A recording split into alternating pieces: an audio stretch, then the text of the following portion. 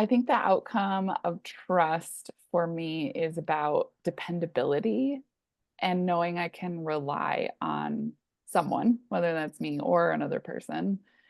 And that's really important to me to have people that I know I can rely on who, when they say something, they're going to follow through. I think that's one of the biggest ways that I have built trust or rebuilt trust.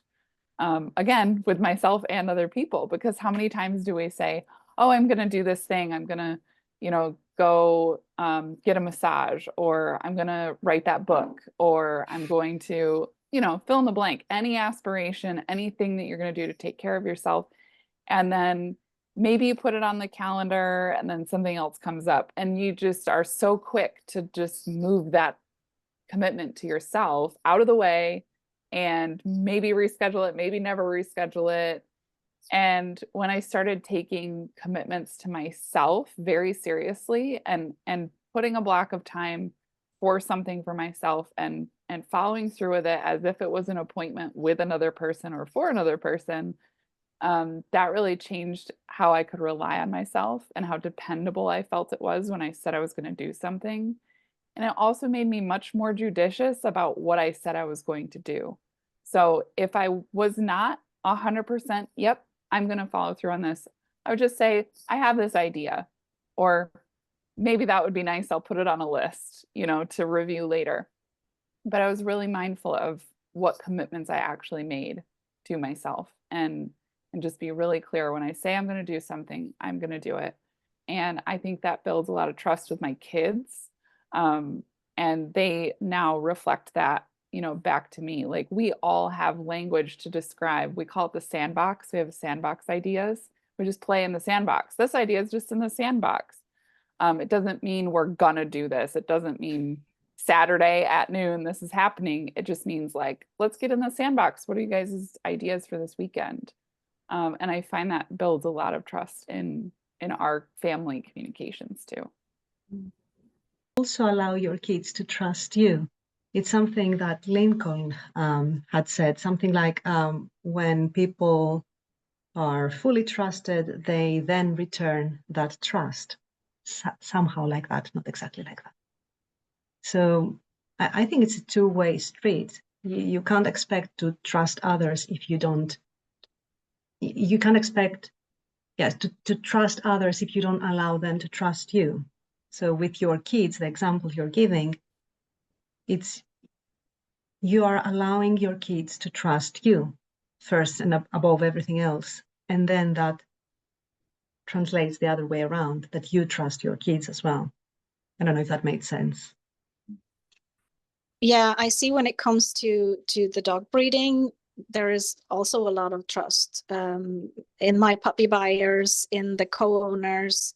And the result is that now after some years in that business, I can trust my puppy buyers to step up for me. And the first time they did that, I wasn't even asking, but they came through in such a big way that it made me cry, and I made a video of me crying and was so grateful because someone had said something that was really negative, and they blamed me for it, and it wasn't true at all. And my people trusted that this wasn't true. They knew me, and they had known me for many years and trusted me and my way of doing things. And they stepped up and they kind of made it public that no, this is bull. This is not the way it is. And that kind of trust is invaluable. We learn by doing things, and trust is the same thing. We trust by trusting other people. Otherwise, we can't develop that skill. And it takes a lot of time. I mean, in the example you've just given, it has taken you years to develop that trust. It didn't happen overnight. Yeah. What I see in coaching my clients when we build that trust is that there is you just remove all of the breaks, you remove all of the uncertainty, the hinders, and it creates such a flow when you trust the good intentions of the other party. And to give a concrete example, I'm not perfect, and none of us are perfect, and that's not what this is about. There will be times when I'm not at my best, or I had a poor sleep that night, and I will say things funny, or I'll just mess up. But when there is trust in my good intentions, we will still connect. We will still build those bridges. We will still uh, meet. And then on the other end, if there's not that trust, then I can try to do everything perfectly. And there will still be a disconnection because of the lack of trust in my good intentions.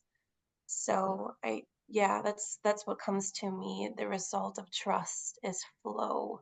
It's that juicy teamwork where we just get the best out of each other and we get to enjoy the ride.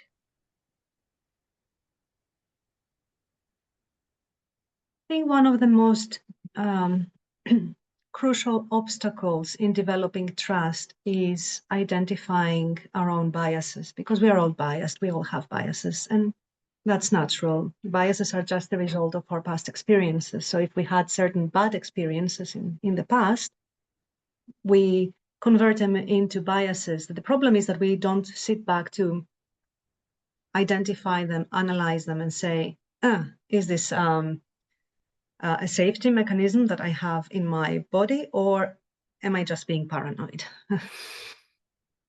So the reason that the fact that we are not analyzing our biases and we just keep them as biases is the problematic part of the equation.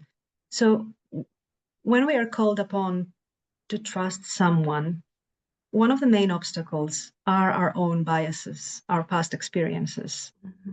And it's really, really hard and almost impossible for, any individual to just say, hold on one second, is it my intuition?